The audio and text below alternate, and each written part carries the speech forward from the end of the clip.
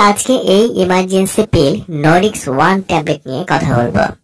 নরিক্স tablet কিভাবে খেতে হবে, কখন খেতে হবে, কারা খেতে পারবে এবং এর কোনো পার্শ্ব প্রতিক্রিয়া আছে কিনা, মূল্য কত ইত্যাদি আপনাদেরকে জানানোর চেষ্টা করব।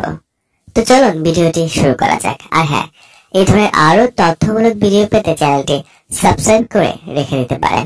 অরক্ষিত মিলনের পর যদি পুরুষের বীর্য নারীর শরীরের ভেতর ঢুকে যায় এবং সেই মিলনের 72 ঘন্টা মানে 3 দিনের ভেতর যদি এই ইমার্জেন্সি পিল নরিক্স 1 ট্যাবলেট খাওয়া যায়, তাহলে আর ওই নারীর কোনো গর্ভবতী হবার চান্স থাকে না। নরিক্স ট্যাবলেট ইমার্জেন্সি গর্ভনিরোধক পিল।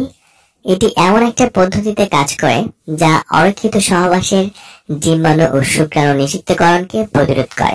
নরিক্স 1 ইমার্জেন্সি পিল বাজারে নিয়ে এসেছে এসএমসি এন্টারপ্রাইজ লিমিটেড।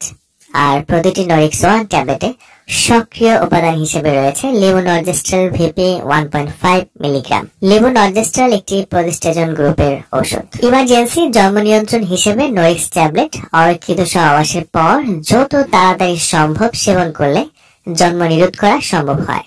সহবাসের 12 ঘন্টার মধ্যে খাওয়া উত্তম। সর্বোচ্চ সময় 72 ঘন্টার ভেতর খেতে হবে।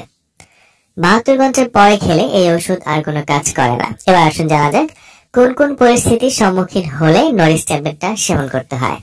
আপনি অথবা আপনার সঙ্গী যদি কোনো জন্ম নিয়ন্ত্রণ পদ্ধতি ব্যবহার না করে থাকেন এবং সে সময় যদি আপনাদের সহবাস হয়ে যায় আর সেই সহবাসের পর বীর্য যদি নারীর শরীরে ঢুকে যায় আর যদি আপনি বাচ্চা রাখতে না চান, তাহলে আপনি নরিক্স 1 খেতে পারেন।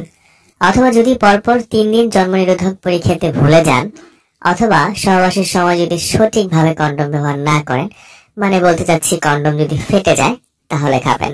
অথবা আপনি যদি মনে করেন যে আপনার জরায়ুতে অবস্থিত জন্ম নিরোধক কোনো পদ্ধতি স্থানচ্যুত হয়েছে, তাহলেও খেতে পারেন।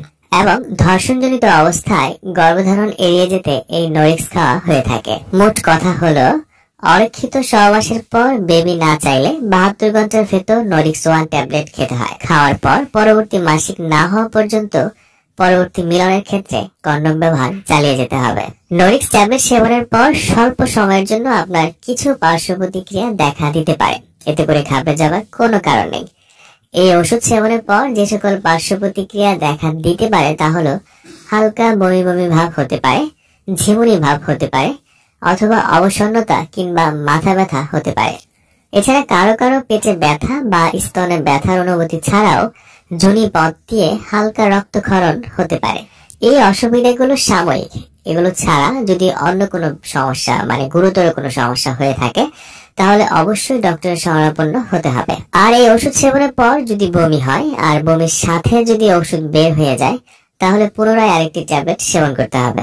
মনে রাখবেন, হঠাৎ করে অনাকাঙ্ক্ষিত অরক্ষিত সহবাসের পর আপনি নরিক্স ট্যাবলেট সেবন করবেন, কিন্তু নিয়মিত জন্ম নিরোধক হিসেবে এই ট্যাবলেট কোনো কাজ করবে না। তাছাড়া অনেক বেশি মাত্রায় ইমার্জেন্সি পিল সেবন করার ফলে অনেক মহিলাদের সন্তান ধারণের ক্ষমতা নষ্ট হয়ে যেতে পারে। সকল ওষুধ সেবনের আগে একজন ডক্টরের পরামর্শ নিয়েই সেবন করা উচিত। নরিক্স ইমার্জেন্সি পিল সম্পর্কে আপনার আর যদি কোনো প্রশ্ন থাকে তাহলে আমাকে কমেন্টস করে জানাতে পারেন, আমি সেখানে উত্তর দেওয়ার চেষ্টা করব। আর আমাদের ভিডিওগুলো ভালো লাগলে অবশ্যই চ্যানেলটি সাবস্ক্রাইব করতে ভুলবেন না। আগামী পর্বে আবার দেখা হবে। সেই পর্যন্ত ভালো থাকুন, সুস্থ থাকুন এবং সকল ওষুধ একজন ডক্টরের পরামর্শ নিয়ে সেবন করুন। ধন্যবাদ।